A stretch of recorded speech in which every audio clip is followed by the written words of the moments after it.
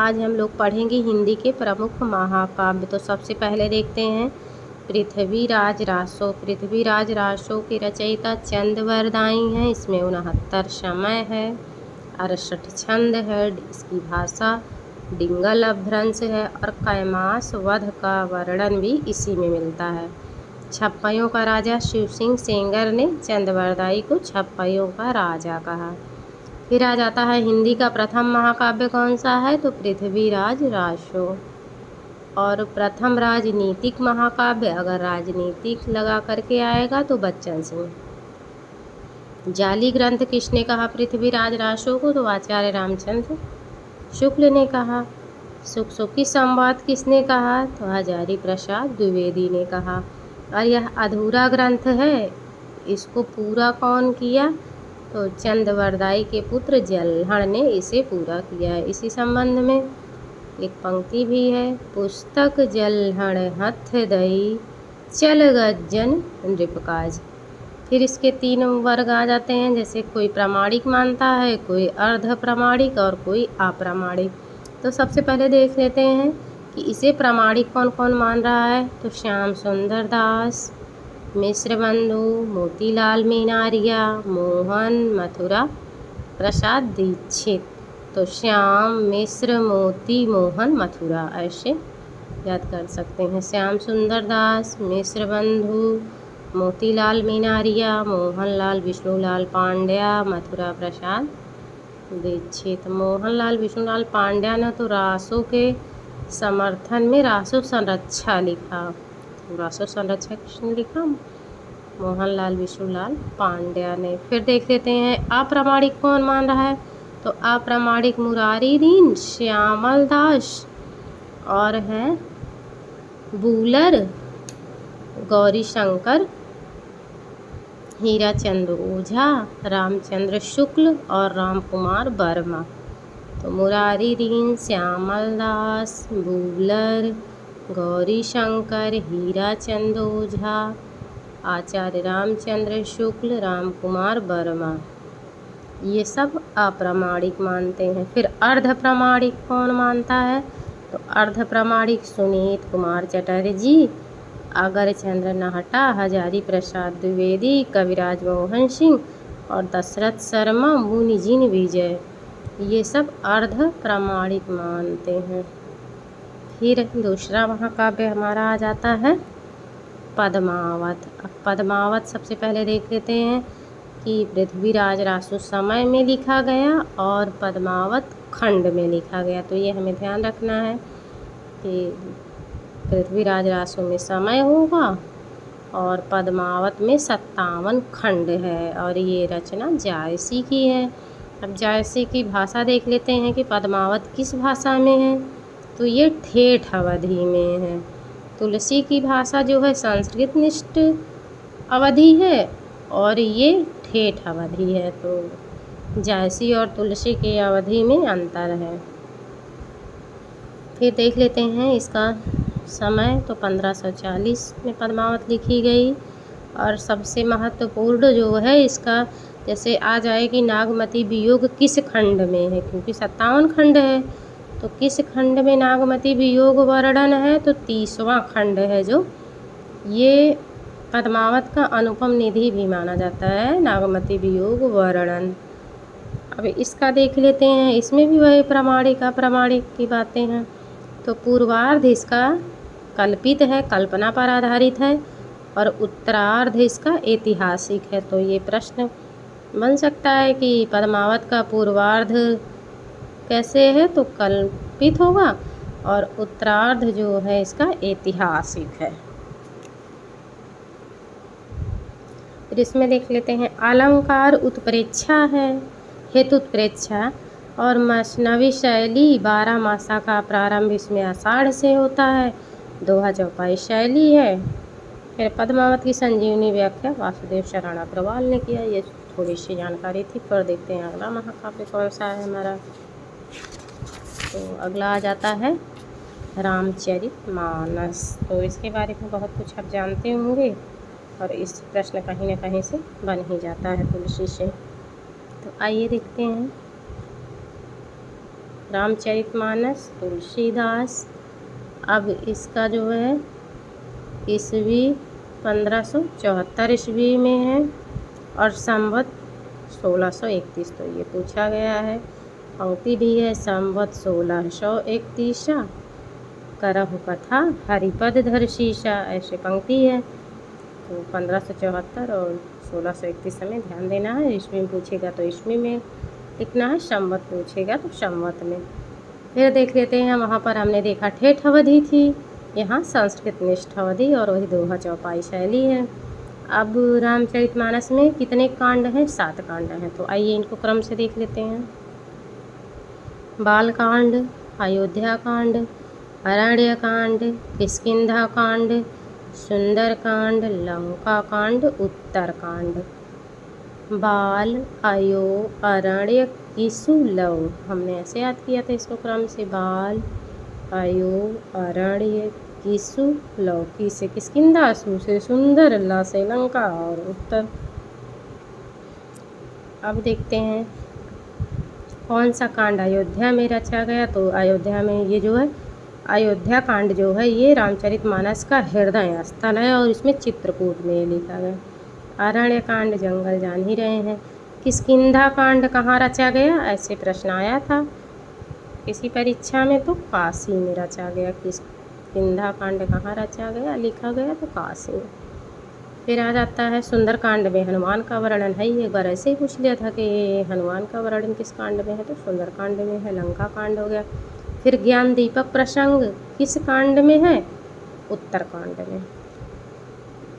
फिर देख लेते हैं रामचरितमानस में है क्या। तो तुलसी ने लोक मंगल की साधना अवस्था शुक्ल ने कहा है और तुलसी लोक मंगल की बात भी करते हैं। और इसको कितना समय लगा लिखने में?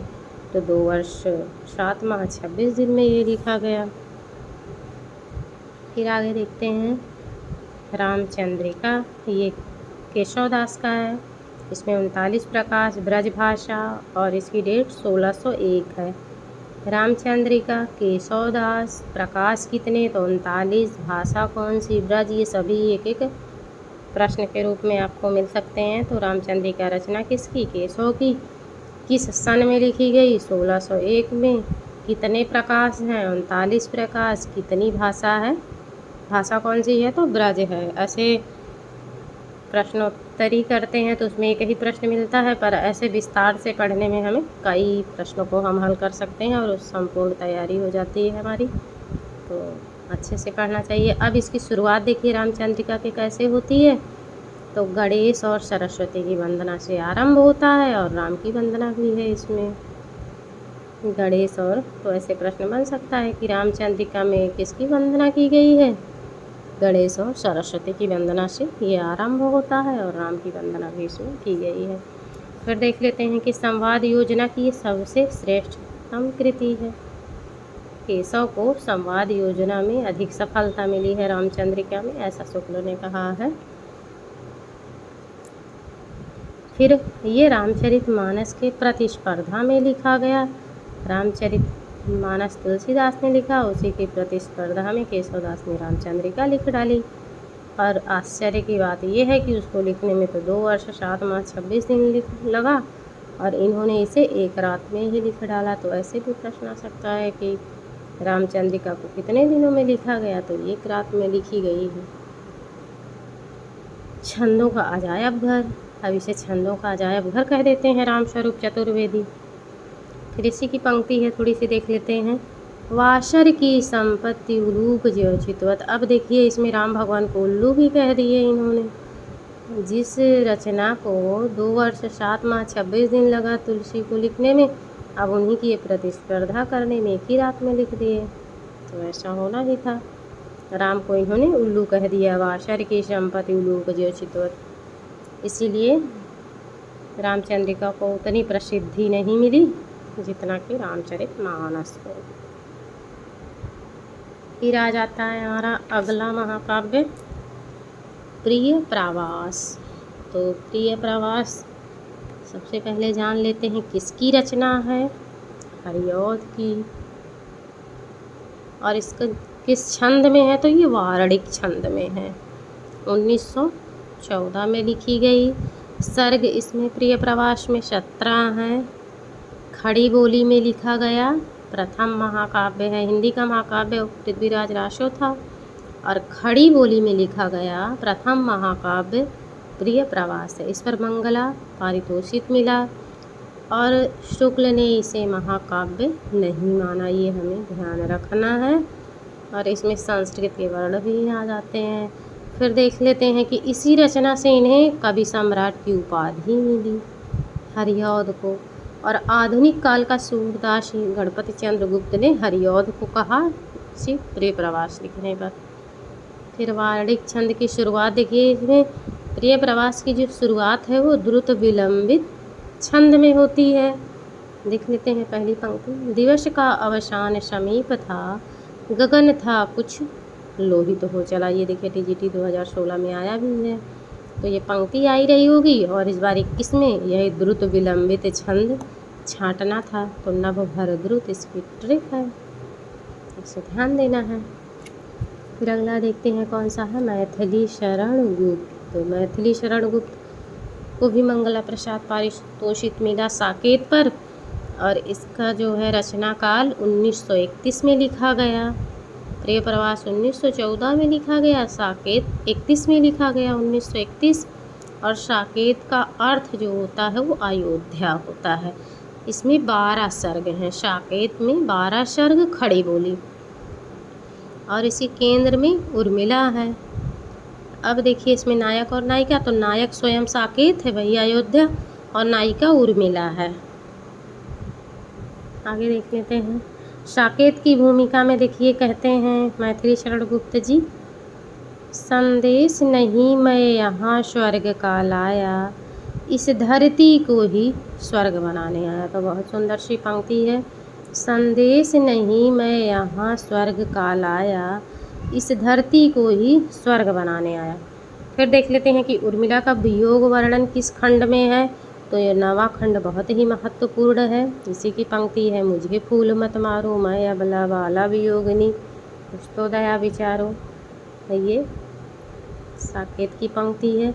अब 9वें सर्ग में उर्मिला का वियोग है, जिसमें उर्मिला कहती हैं मुझे फूल मत मारो।